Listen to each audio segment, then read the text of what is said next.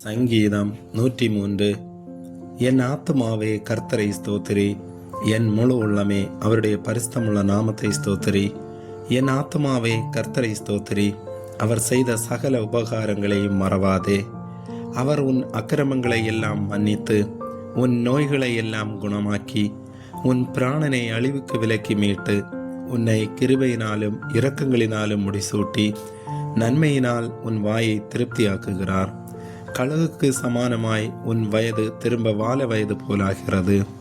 ஒடுக்கப்படுகிற யாவருக்கும் கர்த்தர் நீதியையும் நியாயத்தையும் செய்கிறார். அவர் தமது வழிகளை மோசேக்கும் தமது கிரியைகளை இஸ்ரவேல் புத்திரருக்கும் தெரிய பண்ணினார். கர்த்தர் உருக்கவும் இரக்கவும் நீடிய சாந்தவும் மிகுந்த கிருபையும் உள்ளவர்.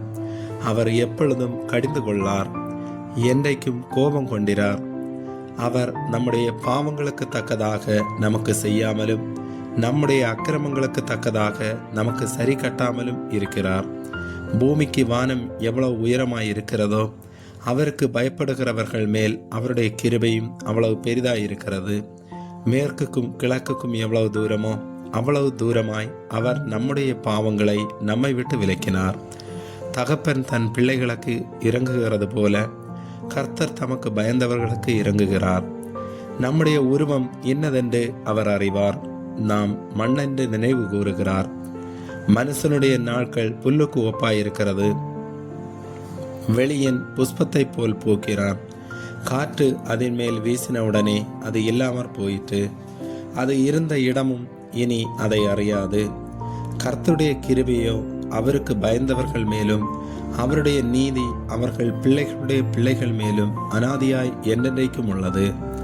அவருடைய உடன்படிக்கையை கைக்கொண்டு அவருடைய கட்டளைகளின்படி செய்ய நினைக்கிறவர்கள் மேலேயே உள்ளது.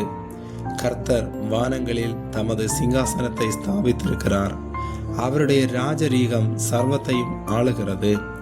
கர்த்தருடைய வார்த்தையை கேட்டு அவருடைய வசனத்தின்படி செய்கிற பலத்த சௌரியவான்களாகிய அவருடைய தூதர்களே, அவரை ஸ்தோத்திரியுங்கள்.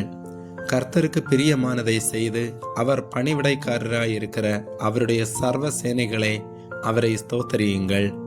கர்த்தர் ஆளுகிற எவ்விடங்களிலும் உள்ள அவருடைய சகல கிரியைகளை அவரை ஸ்தோத்திரியுங்கள். என் ஆத்துமாவே கர்த்தரை ஸ்தோத்திரி. ஆமேன்.